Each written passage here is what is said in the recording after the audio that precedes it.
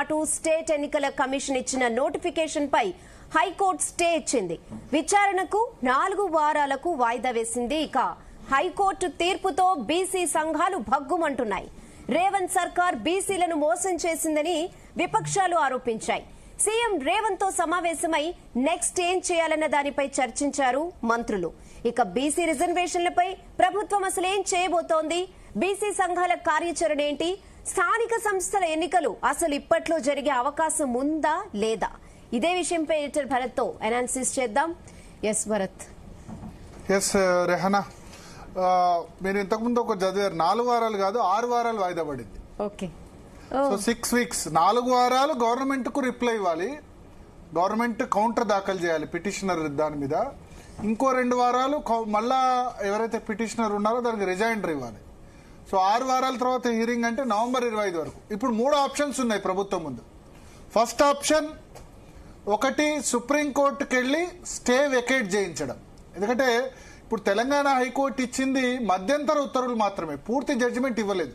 పూర్తి జడ్జిమెంట్ ఎప్పుడు వస్తుంది? 6 వారాల తర్వాత కేసు విచారణ వాయిదా పడుతుంది. నవంబర్ 25 ఆ ప్రాంతాల్లో విచారణకు వస్తుంది.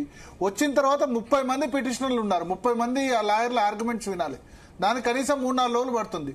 పడ్డ తర్వాత జనరల్ గా ఇటువంటి కాన్స్టిట్యూషనల్ రాజ్యాంగపరమైన కేసుల్లో సింపుల్ ఆర్డర్ ఉండదు, జడ్జిమెంట్ రాయాలి. జడ్జిమెంట్ రాసేందుకు ఒక్కోసారి 3 నెలలు 6 నెలలు సంవత్సరం కూడా పడుతుంది. ఓకే, సో ఇది 1.5 మంత్ కేవలం నెక్స్ట్ విచారణే, నవంబర్ 25 వరకు నెక్స్ట్ విచారణే. ఇది ఈ కేసులో పూర్తి జడ్జిమెంట్ ఎప్పుడు వస్తుందో ఎవరికి తెలియదు.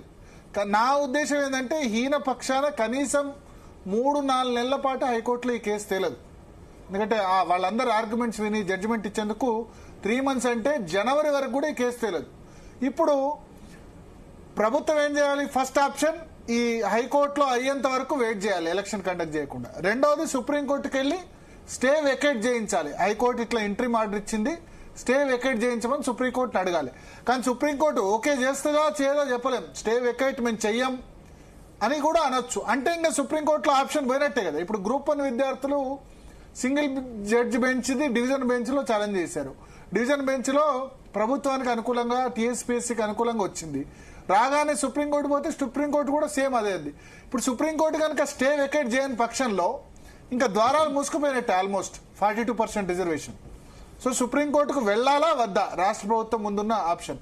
థర్డ్, ఇంకా ఇప్పుడు హైకోర్టులో సుప్రీంకోర్టులో అయ్యేటట్లేదు, పార్టీ పరంగా రిజర్వేషన్స్ 42% ఇచ్చి ముందుకెళ్తాం అని ఎన్నికలు జరిపిస్తాం. ఇక్కడ ఎన్నికలు జరపడానికి ఎందుకంత తెలంగాణ ప్రభుత్వం మొగ్గు చూపుతోందంటే, ఎన్నికలు జరగకపోతే గ్రామ పంచాయతీలకు డబ్బులు లేవు. కేంద్రం నుంచి చాలా మంది తెలీదు, 42% ట్యాక్స్ డివల్యూషన్ రాష్ట్రాలకు వస్తుంది, 7% స్థానిక సంస్థలకి 7% నిధులు డైరెక్ట్ గా కేంద్ర ప్రభుత్వం నుంచి గ్రామ పంచాయతీలకు వస్తాయి.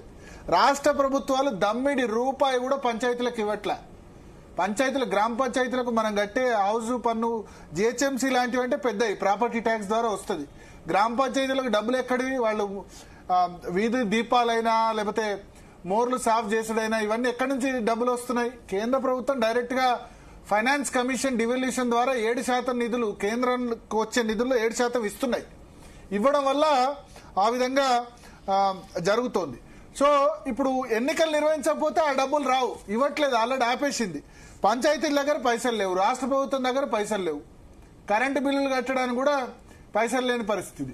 సో ఎన్నికలకి పోవడం తప్ప వేరే మార్గం లేదు. కర్ణాటకలో 3 సంవత్సరాల ఎలక్షన్ జరపక లోకల్ బాడీస్ వాళ్ళ దగ్గర, ఎందుకంటే పర్లేదు కొంచెం డబ్బులు బాగానే ఉన్నాయి మనకంటే ఎక్కువ. సో ఇప్పుడు రాష్ట్ర ప్రభుత్వం ఇవ్వలేదు, కేంద్ర ప్రభుత్వం నుంచి వచ్చే డబ్బులు ఆగిపోయినాయి. ఈ ఎలక్షన్ జరిగితేనే పంచాయతీలకు నిధులు వస్తాయి. సో ఆ సిచ్యువేషన్ ఉంది. సో అందుకని ఇప్పుడు రాష్ట్ర ప్రభుత్వం 3 ఆప్షన్స్. ఒకటి, సుప్రీంకోర్టుకు వెళ్ళి స్టే వెకేట్ చేయించడం. స్టే వెకేట్ కాకపోతే దేర్ ఇస్ నో ఆప్షన్. రెండోది, హైకోర్టు తీర్పు వచ్చేంత వరకు వెయిట్ చేయడం. హైకోర్టు తీర్పు, తుది తీర్పు 3-4 నెలల వరకు రాదు. తుది తీర్పు, ఆ తుది తీర్పు కూడా అనుకూలంగా 42% ఉంటుందని చెప్పలేము. రెండోది.